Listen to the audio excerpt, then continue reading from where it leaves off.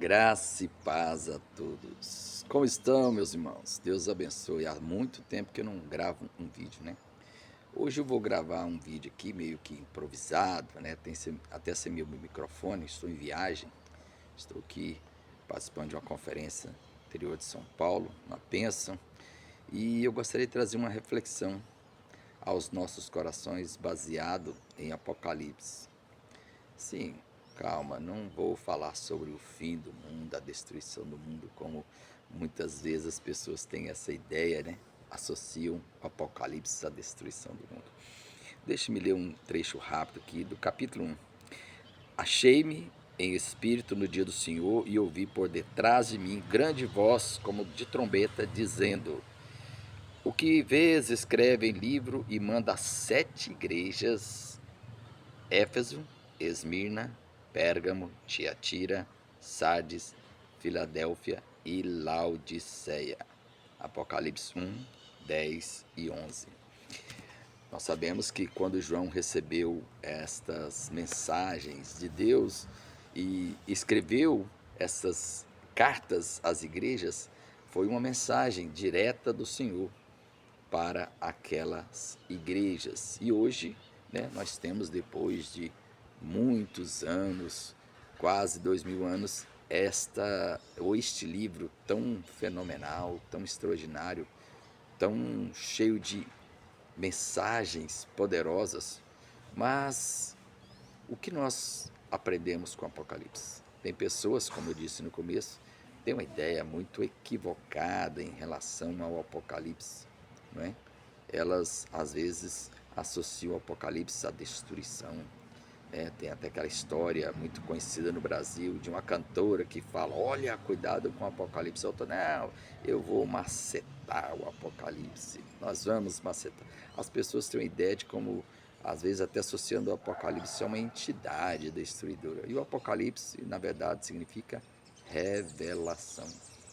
Agora eu queria falar especificamente a essas 7 cartas, a essas 7 igrejas, cada uma delas recebendo uma carta.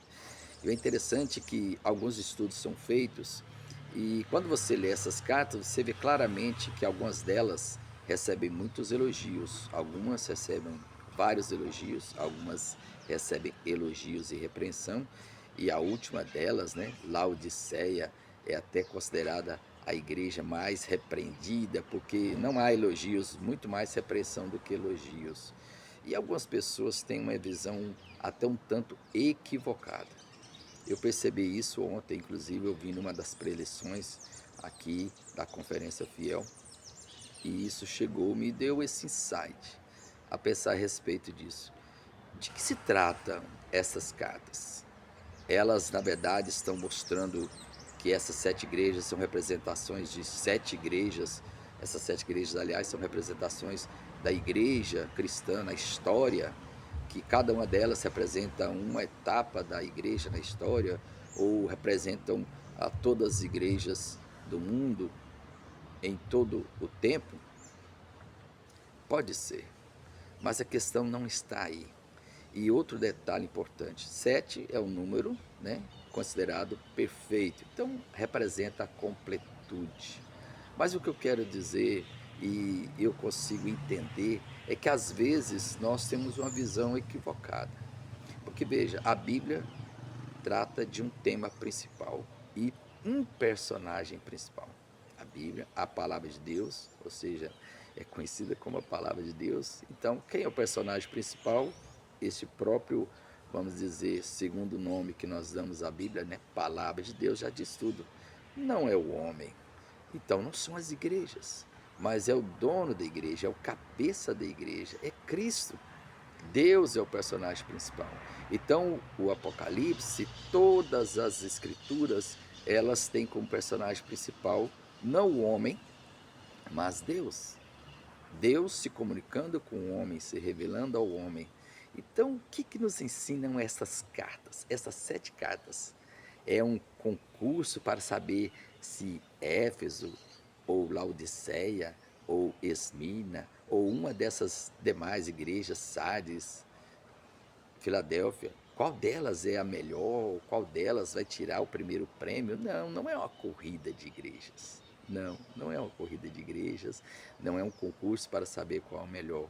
Na verdade, a ênfase ali, o ensino ali, não é saber qual é a melhor ou qual a pior igreja.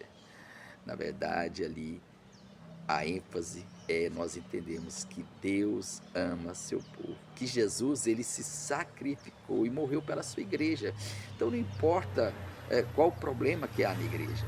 Algumas recebem elogios, mas também repreensões. Outra, como nós já mencionamos, né, Laodiceia, que às vezes pode ser considerado como a pior, recebe apenas repreensões. Mas todas elas são amadas por Jesus. E o fato de que recebem elogios e repreensões, na verdade, estão recebendo o pastoreio, o carinho, o amor, o verdadeiro amor de Jesus. Jesus está se preocupando e cuidando delas.